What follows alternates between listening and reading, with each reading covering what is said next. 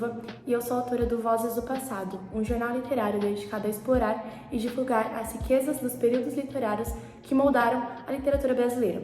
No Vozes do Passado, nós exploraremos o quentismo e o barroco, que moldaram a nossa literatura e não apenas a nossa forma de escrever, mas a forma como pensamos e até como interpretamos o mundo ao nosso redor.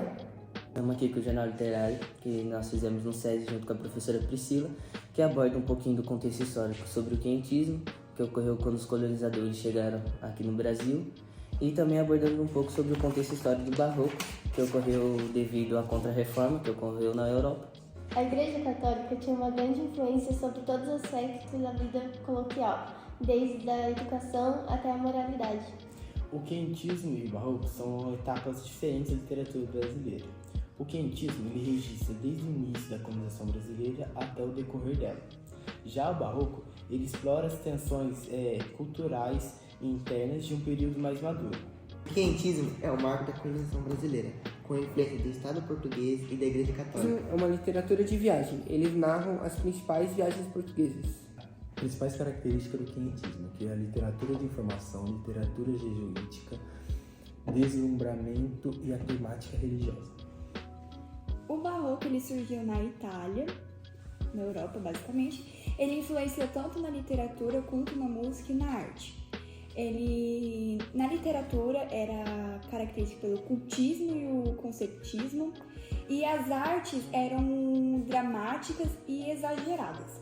Já no Brasil, ele veio pelos portugueses, e um dos artistas que a gente tem é o Aleijadinho, que ele fez as esculturas em pedra-sabão e um dos lugares que pode se encontrar é em Ouro Preto, em Minas Gerais.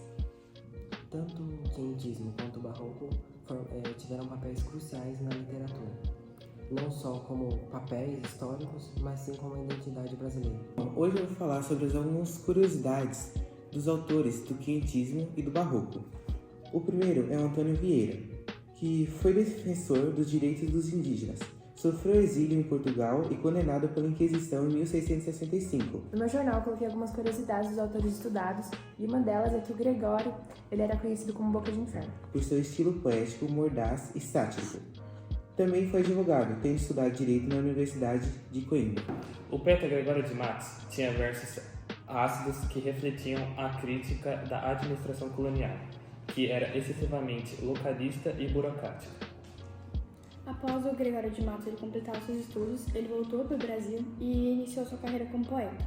Ele trabalhou como advogado e foi um participante ativo na política da Bahia.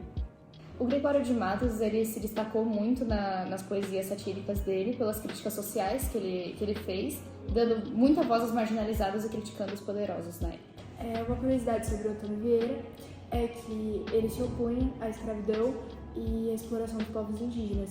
E isso através de seus sermões era exposto com críticas sociais. Em 1608, se mudou-se para o Brasil ainda jovem e ingressou na Companhia de Jesus em Salvador, onde recebeu uma educação rigorosa, tornou-se um dos maiores influenciadores e oradores defensores dos direitos dos indígenas e dos escravos africanos. Temos materiais inéditos aqui sobre a entrevista com o Gregório de Matos. Eu acabei enviando uma carta para ele respondeu. E eu consegui fazer a entrevista com ele e eu fiz a seguinte pergunta. Começarei com uma pergunta sobre sua obra, certo? Seus versos são conhecidos pela sátira e críticas. O que te levou a adotar esse estilo tão penetrante em seus poemas? E ele me respondeu. Sempre refleti as hipocrisias da sociedade. A sátira é uma crítica social. E na entrevista com o Gregório, que acabei fazendo com ele me disse algo que nunca esquecerei. Que ele sempre utilizou as palavras para combater a injustiça, mesmo contra aqueles que gostariam que o mundo fosse justo. Em uma entrevista com o Gregório, nós perguntamos o que motivou a usar esse estilo e ele nos respondeu que a ironia e a crítica eram formas eficazes de expor as falhas da sociedade e a moralidade duvidosa dos poderosos e dos clérigos, refletindo a distância entre a prática e os princípios proclamados. Perguntamos para Gregório de Matos qual mensagem ele gostaria de deixar para os leitores. Ele disse que a poesia tem o poder de revelar a verdade e provocar mudanças, e que não é para ter medo de questionar e buscar a verdade. Para o poeta português Fernando Pessoa, Antônio Vieira foi considerado o imperador da língua portuguesa. Bem, eu trouxe para vocês aqui nesse jornal literário um sermão, uma parte de um sermão do Antônio Vieira, padre Antônio Vieira, que era um padre católico lá do tempo de 1500. Então eu vou ler uma pequena estrofezinha do sermão para vocês. E se quisesse Deus que este tão ilustre e tão numeroso auditório saísse hoje tão desenganado da pregação, como vem enganado com o pregador, ouçamos o Evangelho e ouçamo-o todo, que todo é do caso que me levou e trouxe de tão longe. Então, nesse momento, a gente observa que, nessa pequena estrofe, que ele cita que, pelo que eu me aprofundei, que os erros, eles provêm do pregador, mas que a palavra, ela não erra. Então, no caso aqui, ele fala que a gente deve ouvir o Evangelho e qualquer erro a gente deve relacionar ao pregador e não à palavra. Eu entrevistei Antônio Vieira, da qual ele me disse suas motivações para continuar pregando. Dentre as motivações eram sua fé em Deus e a busca por justiça. Eu tive o prazer de entrevistar o padre Antônio Vieira e eu perguntei a ele o seguinte: qual era a sua visão sobre a escravidão e as reformas sociais? Ele respondeu: eu via a escravidão como uma grave injustiça e defendia reformas para promover justiça social e tratar todos com dignidade e igualdade.